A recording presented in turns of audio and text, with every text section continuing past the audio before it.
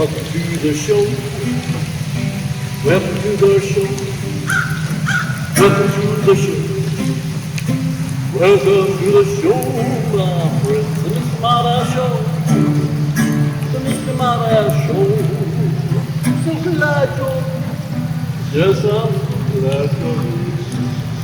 Oh, love what you got to enjoy. Filled with great cheer, so much you will laugh it out of tears.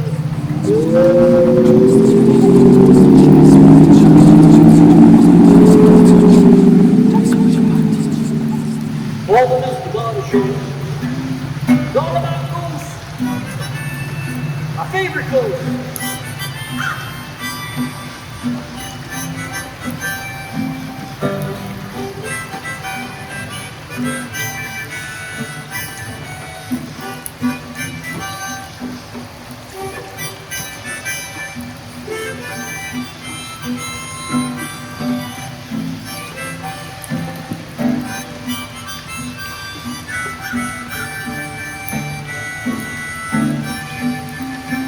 I'm the Mr. Marty Show.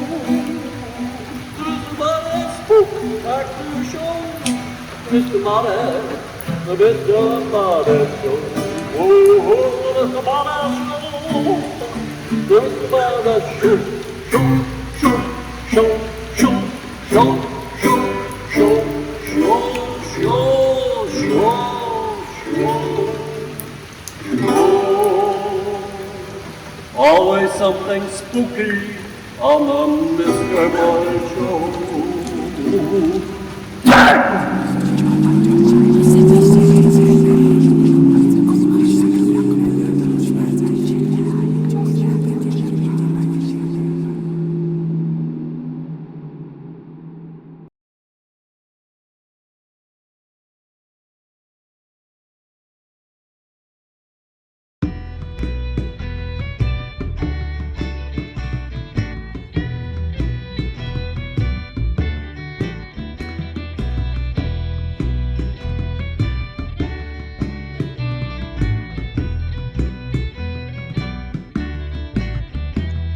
Jack carries his soul in a turnip shell in the crook of his arm.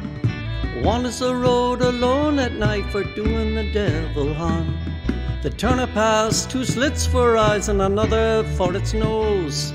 The mouth is carved as in surprise, from it his red soul glows. Jack of the lantern, wandering eternity. Jack of the lantern, one if he has seen. Jack of the lantern, sign of the cross. For ours his soul it might be lost. Jack of the lantern, wandering eternity. Jack of the lantern, one if he has seen. Jack of the lantern, sign of the cross. For ours his soul it might be lost. Jack, he was a thieving man, the kind the devil cursed. Jack fooled the devil to be a coin, kept him in his purse. The devil promised Jack he would never live in hell. Jack took the devil from his sack, threw him down the well. Oh, Jack of the lantern, wandering eternity. Jack of the lantern, one if he has seen. Jack of the lantern, sign of the cross. Or ours his soul it might be lost. Jack of the lantern, wandering eternity. Jack of the lantern, one if he has seen. Jack of the lantern, sign of the cross. Or else his soul it might be lost.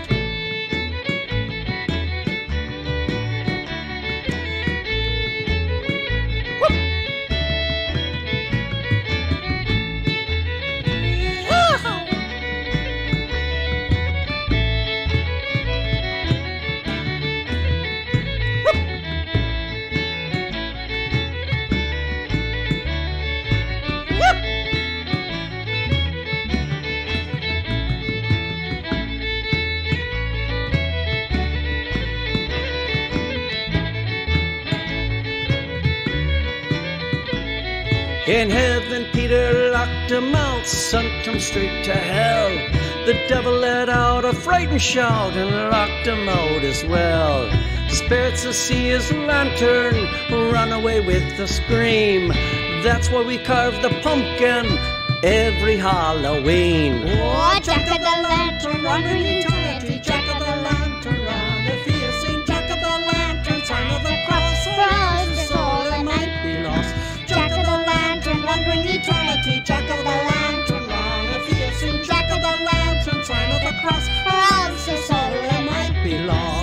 carve your pumpkin scary, a candle you must light.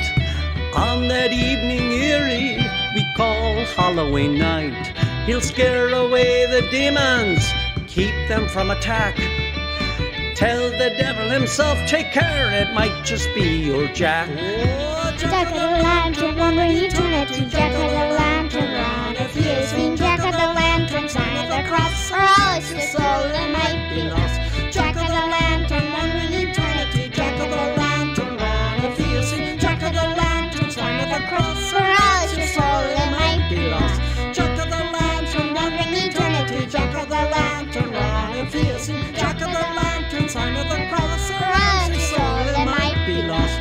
Jack-o'-the-lantern, run for eternity. Jack-o'-the-lantern, run if he is seen. Jack-o'-the-lantern, sign of the cross, or all is your soul that might be lost.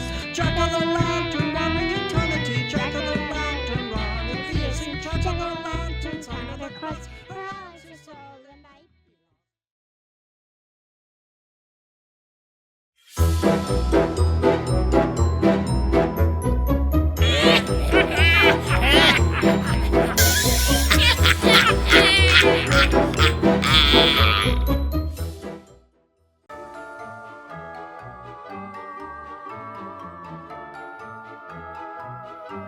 Mr. Marty fans, Magulmore here, and I'm with MJ Howley. Oh, that howl gets so much better. Oh, and today we're talking about our favorite ghost.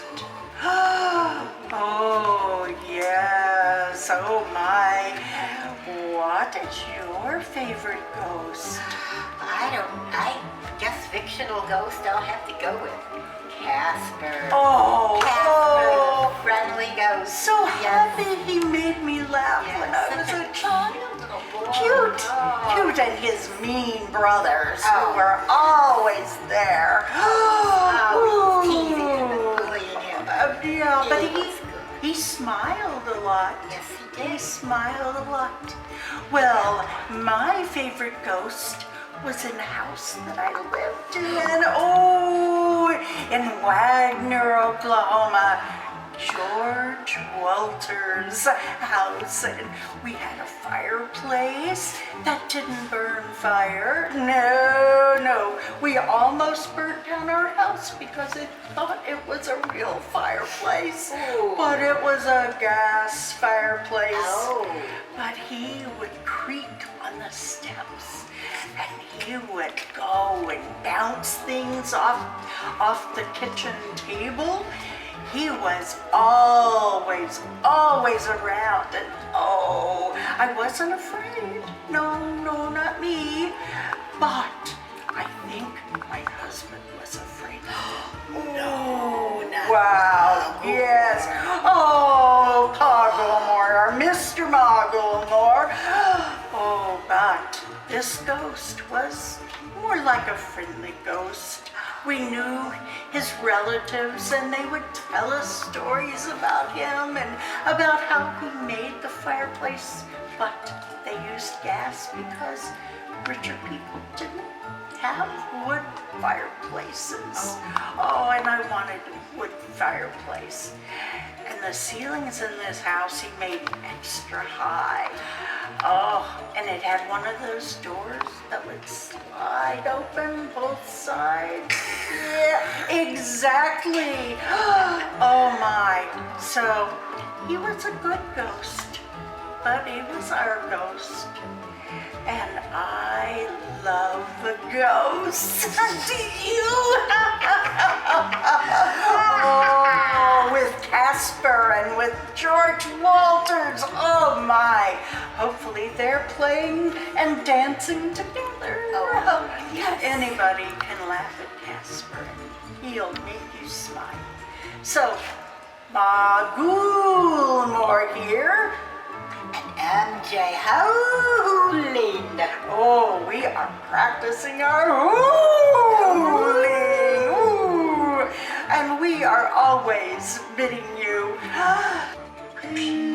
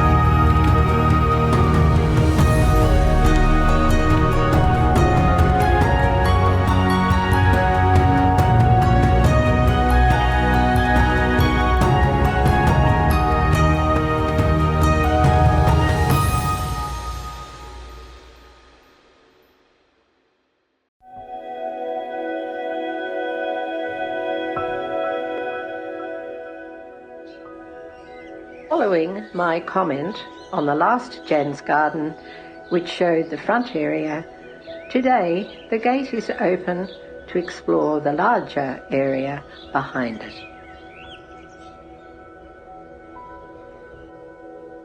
The wisteria along the garage flowered beautifully since last seen.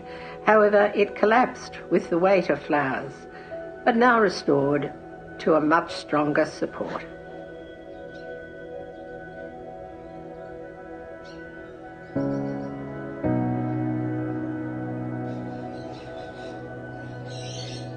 The garden along the veranda features a large single maybush with a few other smaller shrubs, variegated blue periwinkle and masses of seaside daisies.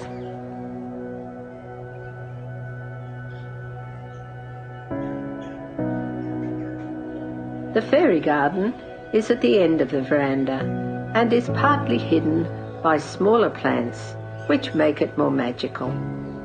Some plants are in pots.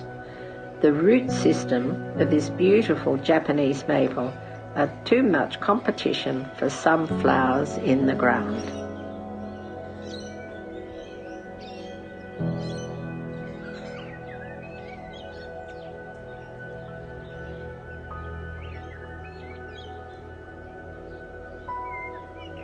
Moving around now to the end wall of the house, this leads to a path down the back area where a narrow garden will be featured in the future.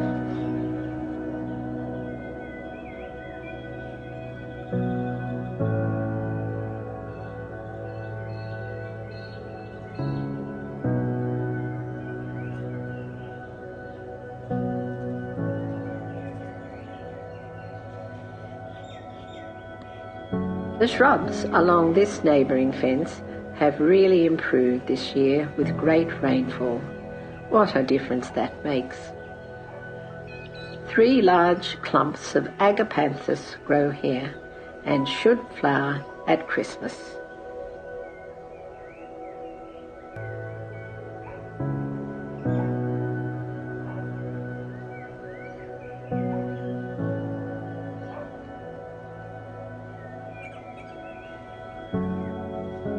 The view takes us now along the back fence towards the domain of the bowerbirds.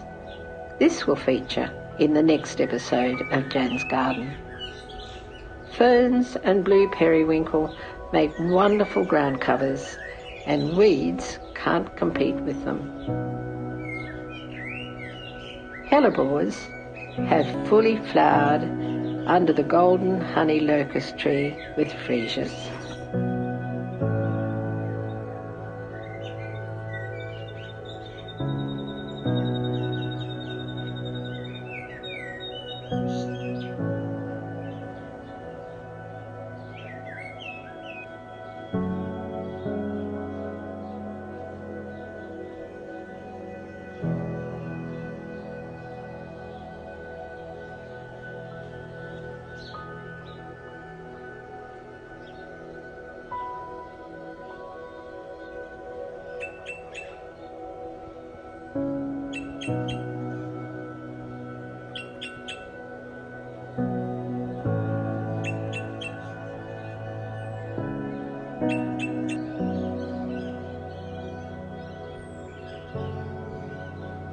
We leave Grace reading her book with her little rabbits keeping her company.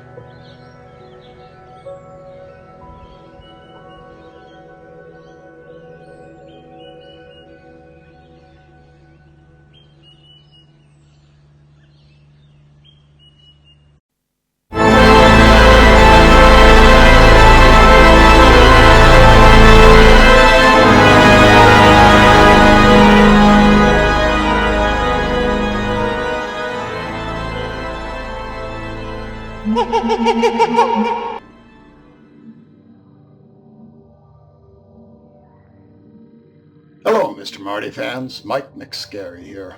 I'm back this week to share with you the second episode of my story, The Monkey's Other Paw. If you remember from last week, this is the story of Henry Green, a young singer-songwriter wannabe American Idol who is jealous of his childhood friend, Jesse Toten. Jesse has always been just a little better than Henry. Jesse's voice is pure and strong. The songs he writes always have that little hook that pulls them up into the category of unforgettable earworms. But perhaps worst of all, Jesse had Antigone Musica. In the words of that other earworm song, Henry wished that he had Jesse's girl. In last week's story, Henry met an odd man known only as Mr. Morris. Inexplicably, this man spoke with a vaguely British accent, although, if I was to be honest, the explanation might be as simple as the fact that Mrs. McScarry hates when I do those voices. But I digress. Mr. Morris had asked Henry if he knew about the monkey's paw. Henry was reminded of a story he had read in high school. Let's pick it up there, shall we? Tonight, Episode 2, The Paw Changes Hands. Some old guy gets 3 wishes on a magic monkey's paw, right? Henry said. Should have been his lucky day, but as I remember it, that's not how he feels by the end of the story. Indeed, right again, sir. Every wish he made came true, but turned horribly inside out. Morris gave a little laugh, as if he'd just said something witty. It was supposed to be some kind of a warning about the evils of dark magic and all that rot. But to be honest, I got a different moral from it. I always felt the wishes just weren't specific enough. The man didn't think it through before opening his mouth. At this point, Morris reached into his pocket, carefully extracted something that looked like a dirty white rabbit's foot, and threw it on the table. It made a dry, rattling noise. Henry looked at it, then back at Morris. Is that supposed to be the famous monkey's paw? No, of course not, Morris laughed. That would be too dangerous. This is the monkey's other paw. This one is white magic. Every wish it grants comes out good. Sure it does. So why are you telling me all this? What's your angle? No angle, sir. Straight as an arrow. I've had my 3 wishes. It's pretty much useless to me now, except maybe as a keep fob. That would be a waste, though. If there's one thing this talisman has taught me, is that it's better to give than to receive. You look like a smart young lad. You should be able to figure out how to make optimal use of this gift. You're giving this to me? Because I ain't paying for it. Morris nodded. Henry looked at the paw again. It was kind of creepy looking. But 3 wishes could change everything. Of course it wasn't real. It wouldn't work. But then again, was there any harm in trying it out? White magic, you know. Guaranteed good wishes. What could go wrong? With a kind of greedy longing, Henry reached out and gingerly picked up the thing, holding it with 2 fingers, as if he thought it might twist in his hand, skitter up his arm, and jump to his face like the chest-bursting creature in Alien. When nothing happened, Henry exhaled the breath he didn't even realize he was holding, and said the first thing that came into his mind. In that case, let's test it out. I wish I won the lottery. Remembering generally how the original story went, and not totally confident in this whole white magic thing, he quickly added, and nobody got hurt. Well, that seems like an interesting place to stop. Tune in next week to see if Henry's wish comes true. Or maybe I should say, how it comes true. Thanks.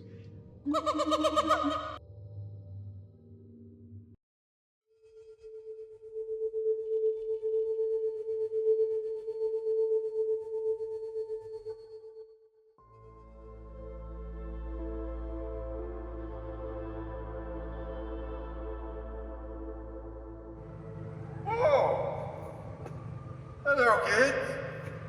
Happy Halloween. Trick or treat. It's your old friend, and I do mean old. Old friend, Edgar Eagle, here as your host on this lovely night. I am so happy, kids. You know why? Because all my friends are dead. And these are all my friends. And you are my friends of the future. I look forward to meeting you. Tonight, kids, I have a special story for you. I have for you the story of Mary. Resurrection Mary, that is. You see, Mary is a ghost. Oh yes, she's a ghost. And it all happened many years ago, back in probably about 1930, though no one knows for sure. She had been having a good time, our Mary. Oh yes, she is quite the little minx, our Mary. She was leaving the ballroom, having danced and danced, walked out onto Archer Avenue, where she was killed. Yes, she was killed, our friends. She was killed by a driver who drove away. And then she joined us. Yes, our Mary found justice. Justice, Illinois, that is. The home of Resurrection Cemetery, where you are right now. And our Mary, oh, she is the graveyard sweetheart. Not just like Mary Pickford, only dead. Our Mary is quite the prankster. Oh yes, kids. Our Mary knows how to have a good time. To this day, and throughout the 30s and the 40s and the 50s, all to the present time, she's out there on Archer Avenue, thumbing for a ride. And when men pick her up and take her back, she suddenly vanishes, absorbed back into this Resurrection Cemetery. Oh, and you should see the looks on the faces of the drivers. Oh my, we all get such a laugh. Ha ha ha ha, we say. Oh, sure got him, Mary. Good job. Yes, our Mary, our beloved Mary. She's quite the minx and quite the prankster. And we love her. We love her so. Oh, what?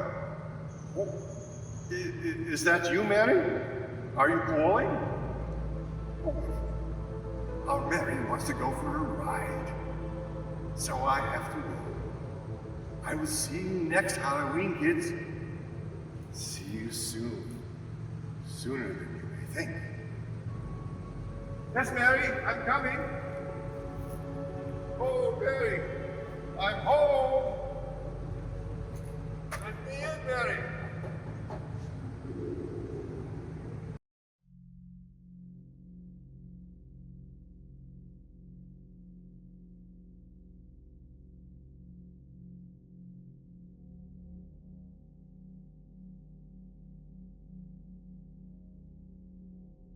Hello, it's Phoebe again. Last time I told you guys about my grandma's weird Airbnb with the man in the hat and the trapper's jacket. I have another wholesome one for you, and this is one that I experienced. You know how when cats walk across a carpet, their nails kind of go like on the, like they hook on the, yeah. My cat would always do that. She would walk over and I'd pat my bed and she'd hop up, and one night it was dark, I had all the lights off, and I heard her come in and I was half asleep and I patted my bed and she hopped up. And then I sat up and I realized my cat had died like a few days prior. And so I turned on the light and there was a little divot between my legs, a little cat-shaped divot of where she had jumped up. And I'm like, I don't think she knows she's dead. I think she's just resuming business as usual, which was nice.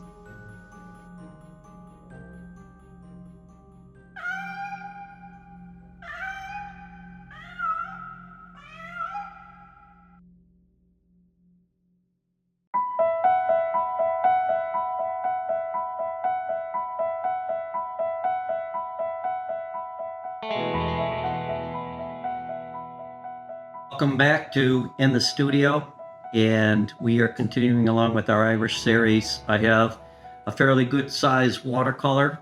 I'm sticking with watercolor. I just kind of like the way it's been cooperating with me lately. It's a little less complicated, I feel, than acrylic, and not as time consuming as doing pointillism. And I'm trying to get my Irish series just enough pictures for an exhibition in Door County, Wisconsin. So that's full confession. I have some wonderful pictures from Ireland, and this shot that I'm going to work on is a shot from an overcast day at Glendalough, and it was of a cemetery, and it almost looks like moonlight, and so I'm going to play off that. I'm going to give it kind of a nighttime look, and kind of create that murky, mysterious Irish overcast that's always filled with magic and maybe a ghost or two bumping around. So here we go. The Irish Cemetery at Glendalough. Let's have some fun.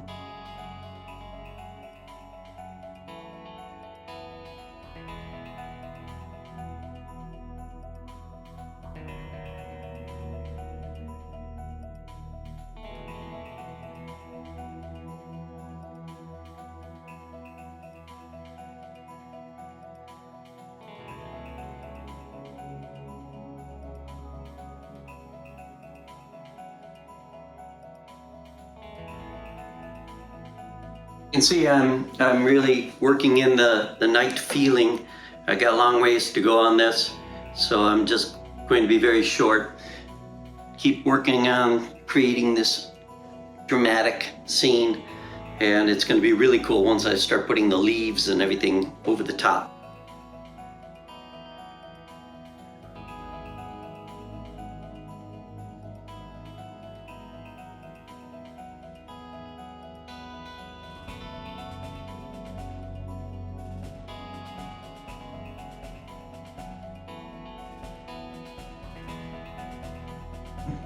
Making slow but steady progress with this. Is starting to pick up a little bit of the feeling I want. I've got a lot of detail to add with the cemetery, and I really have to keep looking back at the picture that I shot to get the right perspective, but I'm starting to get it, and I'm enjoying it.